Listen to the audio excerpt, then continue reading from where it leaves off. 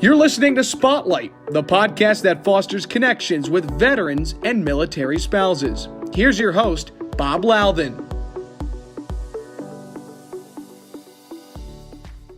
Welcome, everyone. This is Bob Louthan, host of the Spotlight on the VeteranCrowd Network. A couple of years ago, I got myself involved in the Hampton Roads Military Affairs Council, and through that, I've made some great connections and some great contacts and colleagues. I'm doing some good work down there in the Hampton Roads area with military affairs and some of the things going on down there. Among the folks that I've gotten to meet is our guest today, as he introduced himself. Sultan Camp is a veteran and military spouse programs leader at Newport News Shipbuilding. Sultan, welcome to the program. Thank you for stepping into the spotlight. Hey, thanks for the invite, Bob. Excited to be here. We're very pleased to have you. Huntington Ingalls, Newport News Shipbuilding. I'd like to start there before we kind of go back and dig into your history. Tell people outside of the Hampton Roads area a little bit about what goes on at Newport News Shipbuilding, because it's a significant national treasure. National treasure. Absolutely, Bob. So we are a small, and I use my air quotes there, company of about 23,000 employees.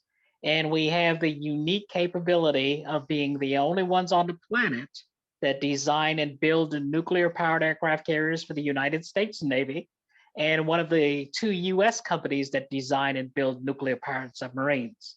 So obviously, people can see the first product because that's above the water, and you probably have a very limited amount of knowledge on our other product, which goes beneath the surface.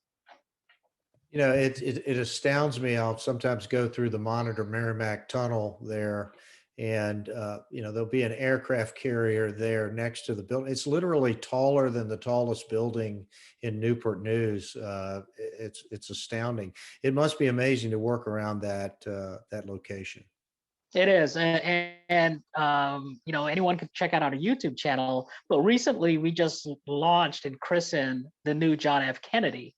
And being prior Navy myself, that was inspiring just to see a product like that being built. How long does it take us to build an aircraft carrier, by the way? How long did it take to build the John F. Kennedy? Ballpark from design to delivery, roughly about 10 years. So there are kids that are literally in kindergarten right now that when one of our aircraft carriers are built, they will serve on that ship. How about that? How long does it take to construct it from the laying of the keel to the launch and the sea trials? Is that 5 or 6 years? So thinking of that, I've been with the company now for 4 years, and I've seen the John F. Kennedy go from what looked like a hunk of steel in the dry dock to being launched last December. So roughly about 4 years to kind of get that done. Amazing transition. Hey, let's take a walk down memory lane. Tell us a little bit about Sultan Camp growing up, and then let's talk about joining the United States Navy. Gotcha. So Sultan Camp growing up, man, I had a blast. Here's the odd thing. So Dad was from Western Pennsylvania, and Mom was from a little island down there in the Caribbean that's suffering woefully right now because there was no carnival due to COVID this year. First time in recent history that they weren't able to party like they used to and have those 2 days off. But Mom was from Trinidad, Dad was from Western Pennsylvania. They met, and actually I was born in Camden, New Jersey. But Dad had the wise idea of, hey, you know what, these winters and quality of your life would probably be a little bit better having that island life. So we moved down there when I was a little tyke and actually grew up down there and had a blast, absolute blast. Did that, until I got to high school, then graduated from high school and decided, okay, well, hey, let me go see what's out there. So joined the Navy. What'd you do when you got into the Navy? I was actually a sonar technician. And now the question typically comes up, Bob, so were you on a submarine or a surface ship? So that was where literally my fate was decided on the flipping of a rating card or a job assignment card. Initially, the recruiter or the position guy handed me the rate called STS, sonar technician subsurface. So as I'm reading this thing, I just happened to flip it over, and I'm looking at the job descriptions, and they look the same. So I asked the guy, I said, "Hey, can you tell me what the difference between the STS and the STG is?" He said, "Well, if you're an STG, you don't get the $6,000 bonus, and you don't get to go on a submarine." I said, "Well, let's talk about the G side of the house, because being submerged underneath the water wasn't my exact idea of You wanted what to I see wanted some to do." sunshine, but you probably still didn't see very much of it, but at Well, least you just got some fresh air occasionally. absolutely. Okay, so you told me before the program you thought you were going to be in the Navy for 4 years. Then what happened? Yeah, so got in and realized, wait a minute, in order to get all this schooling that the Navy is going to throw at you, which coincidentally, Bob, that was one of my major reasons for joining the Navy, is I wasn't ready to go to college yet, Mm-hmm. right? I wanted to have a little bit of fun. But the Navy, as things kind of work out, said, okay, well, hey, congratulations. We're going to give you the job, and you're going to go to school for 2 years. And because we're going to send you for school for 2 years, you're actually going to do 6. So got in there. I had the real unique ability during my first enlistment to commission.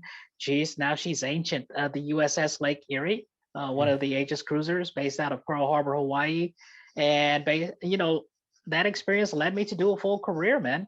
The So Navy you was went to fun. Hawaii. That was your duty station. Yeah, that was my That first. didn't suck. Yeah, right. Where Aloha Fridays are a part of the corporate culture. Yeah, Uh, yeah, that was really tough. God, I got to tell you, the worst places to be. Now, when you were in the Navy, where did you sort of land? Did you get on the East Coast, or were you ever overseas? What was the tour like? Gotcha. So, bird's eye view, went to boot camp in San Diego, went to my service schools out there in San Diego, got my first command, the Lake Erie, based out of Pearl Harbor, and then did another pre-commissioning unit down in Pascagoula, Mississippi, called the USS Statham, named after the steel worker that was killed on the TWA flight Mhm. hijacking. So did that, and that was stationed in San Diego. So that evolved into shore duty, which was also on the West Coast. And I got to the 10-year mark, man, and I started thinking, okay, well, it's time for me to actually buy a house and start doing some kind of adult things, Yeah, and for realized the cost of living out there in California was atrocious. Got pre-approved for what would be like a shoebox. So came out to the East Coast in Norfolk, and had a really good tour out here. Got to see this side of the world, and it was closer to Trinidad, where my mom still is. hmm So this is ultimately where I spent the last decade of my career.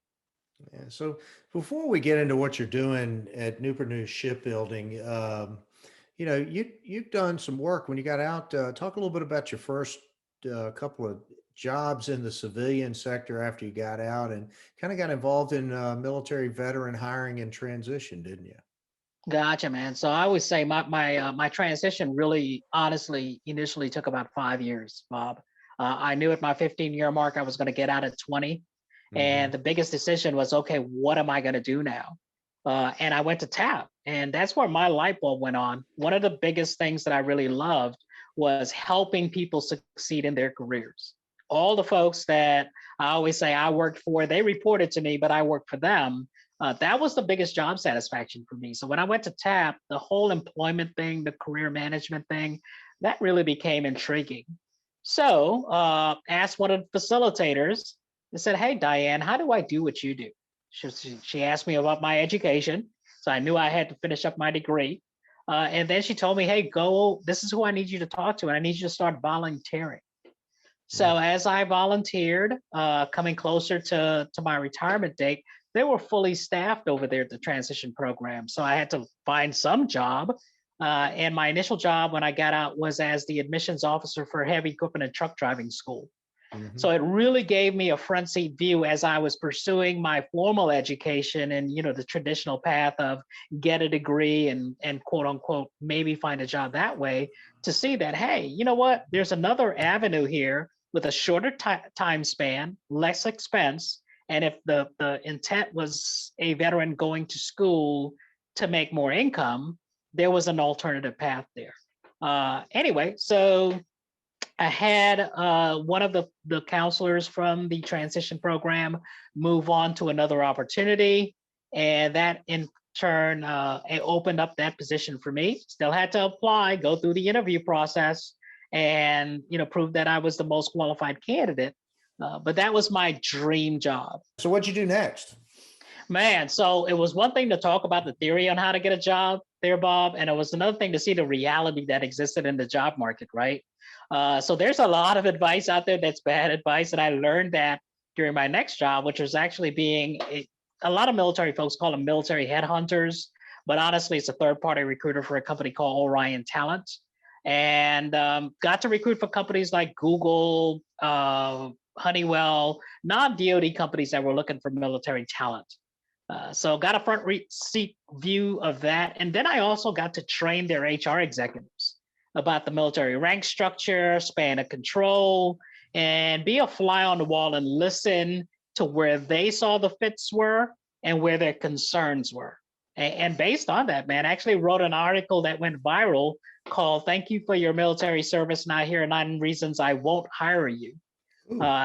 Yeah, I think it's on Business Insider and Career Attraction. I think it's gotten like 5 million views on that thing. We gotta get a link to that Business Insider. Okay. Would we be able to share that in the show notes? Wouldn't we? Oh, absolutely. All right, we're gonna put that link in there. Tease me a little bit. Tell me some of the 9 reasons why you're not going to hire Bob. Gotcha. So one of the biggest reasons, Bob, is that the things that we're most cocky about, which is if I get a civilian joining the service and they're a VP or a CEO, and I tell them, hey, what rank is this person going to come into the service at? I typically get the smirk and they say, hey, you're going to come in at the bottom of the food chain, man, E1 or O1. And my pushback is, wait a minute, I've got all this, 20 plus years of leadership and management experience. Why am I starting at the bottom? So one of the first reasons, Bob, in that article is you can't or won't accept that you're starting over. A lot of times if we don't accept that, knowing that, hey, yeah, we've been successful in the military. However, the civilian world, that success has to translate in terms of your relationships and your knowledge of the job. So that's one of the first reasons. The other one typically is, we're hesitant to exploit, for the lack of a better term, social media. And I think that goes back to our unwillingness to network, right? You and I could literally walk onto any military installation, and because we're in civilian clothes, we're invisible to those people because the folks on active duty are looking for a uniform and a rank to decide whether they're going to salute or not. Right. But a lot of our military professionals fail on that networking piece. And you and I both know 90% of your job search and career success is determined by who you know, and then the other 10% follow up. Sultan, this is a great lesson right here. And I tell people I work with, kind of have to dig the well before you get thirsty, right? So I have, and I have some young interns, college interns. Every week I ask them to tell me how many contacts they have added to their LinkedIn profile, because when they graduate from college, that's really important. And what you just said is so true. If your connections open 1 or 2 doors across the span of a 30-year career, it can be life-changing, right? And right. And so that's just spot on advice. I'm fascinated that you've written this thing. Let's talk about for a second, if I can drill down on this. What do you think there are some of the qualities and disciplines that a service member gains, develops in the course of their service that then helps them out in the military setting? And then let's drill down a little bit on what Huntington Ingalls and Newport News Shipbuilding are doing and what some of those goals are. But first, what did maybe I get in the crucible of the military that I haven't really realized is an asset for me in the business world? Gotcha. That man, we could do a separate podcast on that there, Bob. So let's talk about our junior military officers first. Okay. Right. If you're not familiar with the military rank structure, And I always tell someone, imagine that you're on a flight or at a bar somewhere, pre-COVID, of course, and you're having a conversation, and you ask them, "What do you do?" And you realize that that person's a junior military officer. Well, that tells you several different things. A, they probably went to an Ivy League school, one of the service academies and so forth, and they're in their mid to late 20s. And as a person that's in their mid to late 20s, they've had control over multi-million dollar assets and leading small to large groups of people. Compared to their peers, there's no comparison there, right? In terms of leadership, background, experience. On the enlisted side, especially now with the new GI Bill, Bob, you're getting something even a little bit better, because a lot of folks will say, well, let me go after the officers. Well, if an enlisted person has decided, hey, I'm going to go back and further my education, 9 times out of 10, they either have a business degree, a STEM degree, or a computer science degree, or a health degree. And that coupled with the fact, so that junior military officer might have went to the academy, but has a history major like myself, right? But that enlisted person has a degree that's now relevant to your business, in addition to all the other things that that officer had in terms of experience. They're a little bit more mature than their peers. And then for somebody who is separating and leaving the service, you're going to get someone that safety and structure is an inherent quality just based on their discipline that they get in the military. It's a very important point. You take a 21-year-old kid that's been on the deck of an aircraft carrier, right? They've had some real responsibility, right? And at the end of the day, they're very professional. They're mature. They've got personal accountability, and they do stand head and shoulders above their peers, even though their related experience, is not direct. They haven't been on a manufacturing floor or in an office per se, but you can look. Come on, we can train them that stuff, right? Right. You can't. It's really hard to bake in those disciplines the way the military does it, right? Absolutely, Bob.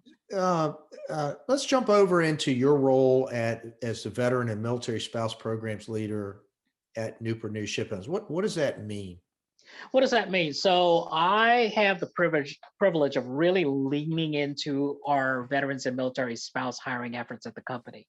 There's some misconception out there, Bob, because of the products that we design and build. People automatically think, well, hey, the majority of folks over there are prior military.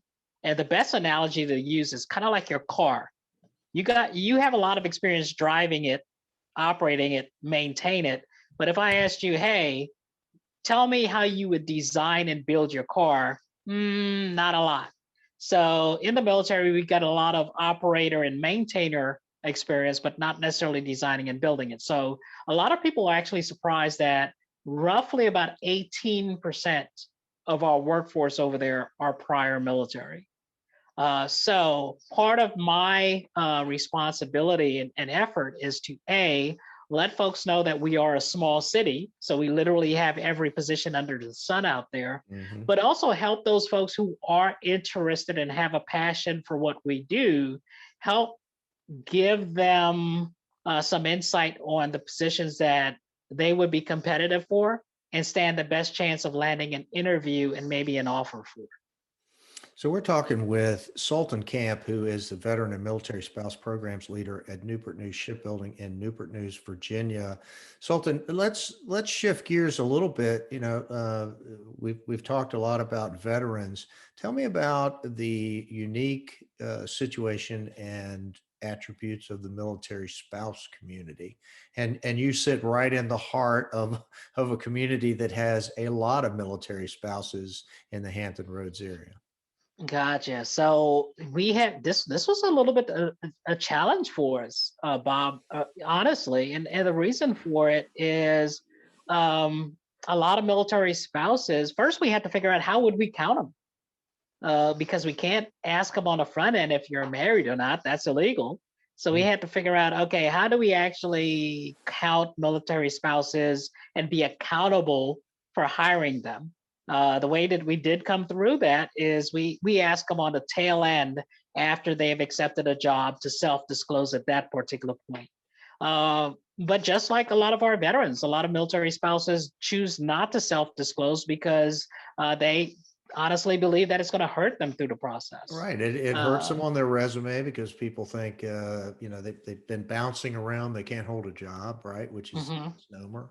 And, we need to flip the table on that. How do we encourage them that, disclosing that they're a military spouse is actually a positive? Well, I think that the V3, the Virginia Values Veterans Program, does a very good job of educating the population as well as the employer base with regards to that. But the proof is in the pudding, right? Until these military spouses see that those opportunities are there and employers are willing to step into the challenge and hire them, they're always going to be skeptical. I know that with our hiring managers, they voice the same concerns that you just did. Hey, Sultan, this person may be here 2 or 3 years tops, and then I'm stuck where I'm at now. I said, actually, you're not, because the military spouse network is a very deep and wide network. And it's not like they're going to come in and say, hey, listen, I'm out of here next week or 2 weeks. They can probably identify their replacement through their network months in advance, so you don't have that gap. Are you counting the military spouses as those that are married to active duty personnel, or are you also count, pool dipping into the pool of the veteran spouse as well? Yeah, we look at it as the entire military community there, Bob. So whether they're a spouse of an active duty service member or a veteran, we look at it as, hey, you know what? When one member of the family is whole, ideally the whole family does better if they've got a solid job opportunity with, great job with benefits. One of the neat companies in your area is a business called Liberty Source. I don't know if you're familiar with them or not, Yep. but one of the things that they've done is specifically target military spouses, and then they've created jobs that are kind of virtual. So yeah, they literally have spouses that join the business in Hampton Roads, and then their wife or husband's been redeployed. They've got one woman whose husband's now in the Air Force in Japan, I think, and she's still working for the company from Japan.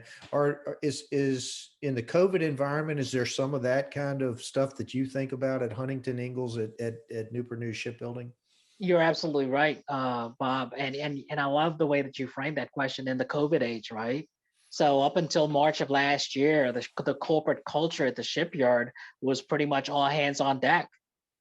You had to be on the yard doing your job, and it was seen as a privilege if you got the opportunity to work remotely 1 or 2 days a month. Right? COVID has such shifted that where, for the most part, if you have the ability to work remotely, you can. I've been working remotely since March of last year. So a lot Has of those that changed your recruiting strategy though? Because instead of somebody needing to live within 20 miles of Newport News and commuting, you could literally have somebody from any state in the union working for you if the job was situated that way, right? Absolutely, Bob. I actually just extended an offer yesterday for a candidate in California for a database administrator position. And they don't need to move. Yes. Yeah, they have to come in initially to do a little bit of training, but to your point, they treat it like a TAD assignment, come in, get trained, and then they go back. And yeah, the new COVID business climate has really opened up opportunities to telework and work remotely. Really interesting stuff. So let's do this. Let's shift gears for a second. And I'm trying to do something new on the podcast that I call the lightning round. Okay. So right. I try to catch my guest a little bit flat-footed with some questions, but we'll see what happens. So here's the first question in the lightning round. If you had not gone into the Navy, what other branch and what other MOS might you have chosen if you had to do it over again, Sultan? Gotcha. So I'm going to create a little bit of inter-service rivalry here, Bob. My first choice when I was joining up was the Army. Okay. And I went into the not the MEP station, but the recruiting station that morning to sign up for the Army. and the Army recruiter was running late. And the Navy recruiter down the hall said, "Hey, man, what you doing here?" I said, "Well, I'm going to join the Army." He said, "Why do you want to do that?" Right? So to answer your question, yeah, I was about to be go Navy, beat Army, but Hey, if that recruiter hadn't been behind schedule, what MOS might have you have asked for in the Army? Had you thought that out? I hadn't even gotten that far, man. I Just wanted to be a soldier, huh? just wanted to be a soldier. Okay. Question number 2. What do you think is the best life lesson that you learned in the military? The best life lesson that I've learned in the military. I love the approach that no matter what your position, the people who you've given stewardship over, i.e., that report to you, your primary responsibility is to work for them. Mm-hmm. Right. So I found that if you adopt that approach on both sides of the uniform, you're going to be successful. Fascinating stuff. Okay. Final lightning round question. What is one interesting fact, one unique thing about what you've done in your life or about you that people maybe wouldn't know otherwise? Gotcha, man. And I wish this was online. So Bob, You needed some yeah, preface. yeah. I'll give you a clue. So Chris Bugg, I don't know if you know Chris. He's down in the area down there. You know, he was an extra in the movie Bull Durham when he was like 12 years old. Another Wow. guy, Todd Connor, who heads Bunker Labs, was the mascot in college for Northwestern University, some kind of wildcat. So he must Gotcha. have had good dance moves. So I don't know. What's that one little interesting tidbit that everybody's going to want to know to remember Sultan Camp? Man, okay. So preteen, before my voice shifted, I actually made the finals for the national soloist music singing competition down there in Trinidad. How about that? Do you still Yeah. sing? No, man, that was before the voice shift. Voice was like about 3 octaves higher, almost like Steve Perry kind of stuff. And yeah, puberty kind of nixed my singing career. Oh man, that could have been interesting. So you won a national title? Did you get? Yep. How about Mm-hmm. that? What kind of stuff did you sing?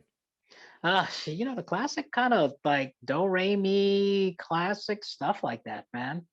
How about that? Yes, Sound of Music type songs. That is interesting stuff. Okay, back to what's going on in Hampton Roads. Hey, Mhm. let's talk a little bit about the Hampton Roads Military Affairs Council and give a shout out to Ron Lewis and the folks there that have put that. Ron pulled me into that organization.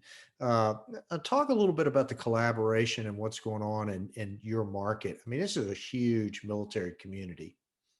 Right. So, kudos to Hampton Roads. We are very, very concentrated military wise. And you and I both know, Bob, there's an ocean of goodwill out there. Mm-hmm. And a lot of times our installation commanders and community partners and military community can get overwhelmed. What's good, what's bad. So to Do you have know how many military personnel there are in the Hampton Roads area? Just ballpark. Oh no, you Hundreds know of what? thousands, right? Yeah, I don't know that number. I do know that roughly between 16 to 18,000 transition out of the uniform every Every year from year, this. right there in Hampton Mhm, Roads. That's right. Well, mhm. I'm sorry to interrupt you, but back to the Affairs Council and some of the good Yeah. work that's going on there. Yeah, so to really increase the awareness both on our active duty and military community side on what's happening, with regards to programs that exist out there and addressing key issues, whether it's homelessness, unemployment, healthcare, creating that environment in Hampton Roads and ultimately in the Commonwealth that makes Virginia and Hampton Roads a best choice for veterans. We in the Hampton Roads Council here, it's sort of been sponsored by the local chamber, Mhm, but we sort of bring together some real resources. So we need more private business, sort of like mhm, you and me. And so here's a shout out for private business people that want to tap into or support the military community in Hampton Roads. Call us to get involved, right? We should put mhm, some links on the show notes about what's going on there. We've got the various commands. We certainly got the large Navy presence, but we've got representatives from the Army and the Air Force and the Coast Guard that are right. on this council. And then we've got governmental agencies. We've had representatives from the state. We have the senator's office. Mhm. Senator's office participate. The politicians and so forth. So I just think it's been great to be involved. We're a little handicapped because we can't meet face to face because of COVID. Right, But right. gosh, I think we got another meeting tomorrow, a Zoom call maybe Mhm. tomorrow morning for that. And then in addition to that, and let's give a shout out to Becky Schusner and what she's doing. Yes, Talk a little bit yes, about that. yes. Yeah, Becky Schusner definitely deserves a shout out. Yeah, tell everybody what Becky's been working on, and maybe this will be a model that'll work in San Diego and other parts of the country. We can sort it out. Gotcha. So what Becky's working on it kind of dovetails what we talked about our veteran GI Bill beneficiary segment, right? So Mhm. there's a huge population of veterans, military spouses, and dependents who are going back to school for the what business majors, STEM majors, and so forth. But there are periods where they're not carrying a full course load, where they have the ability to intern somewhere. So, business partners have the ability to tap into that expertise and that talent pool. And we talked about building relationships, right? So, if they were looking to build a pipeline into that military community, there's the ability to really bring in an intern who may be between semesters or has a course load that they can actually do productive work for you and test drive them. They test drive you, and word spreads fast within the military community. So a lot of times you may have an advocate for your business as well as an intern.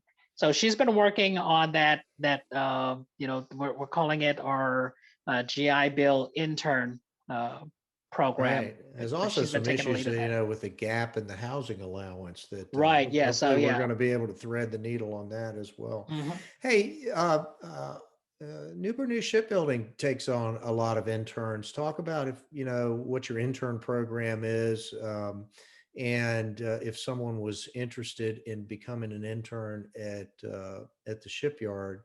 That process, you're way out in front of that. You're probably recruiting. You probably got people recruited now for next summer. But talk a little bit about that. Gotcha. So COVID did impact us last year and this year. So normally we would bring in roughly about 200 interns Mm, for the summer. Our intern application period does run from Labor Day until Thanksgiving. hmm So if the folks who are interested in interning with Newport News Shipbuilding next year, that's when you would want to go onto the buildyourcareer.com website, look for the intern We can put a opportunities. link to that on the show Mhm. notes as well. Okay. Yep. What does an intern do at the shipyard, and how long is the internship? The internship could be anywhere between 4 to 6 weeks, and it is a paid internship.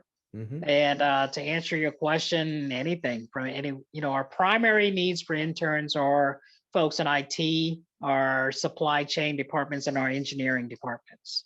hmm And in addition to internships, we also do offer co-ops as well. Are these typically college students that They are are they are pursuing? typically college Yeah, students, okay. normally in their junior, sophomore, junior years. Interesting stuff. Hey, Sultan, it amazes me how fast 30 minutes goes by. We're at the end of this thing. I really appreciate you stepping into the spotlight today and sharing with us your extensive experience. We'll put links to a number of things that we've talked about in the show notes here. And just thanks so much for being my guest today. I really appreciate it. It's been good. We've worked together so much. now to have an opportunity to get you on the program and share what you're doing with everybody is really a real blessing.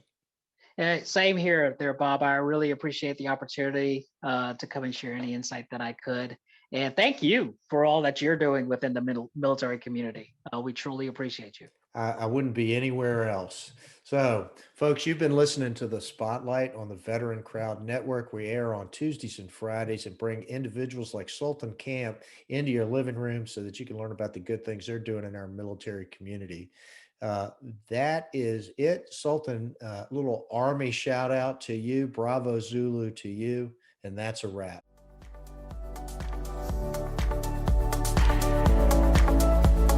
Thank you for listening to Spotlight by Veteran Crowd. We hope you enjoyed today's episode. For more information and uploads, please visit our website at VeteranCrowdNetwork.com. We'll see you next time.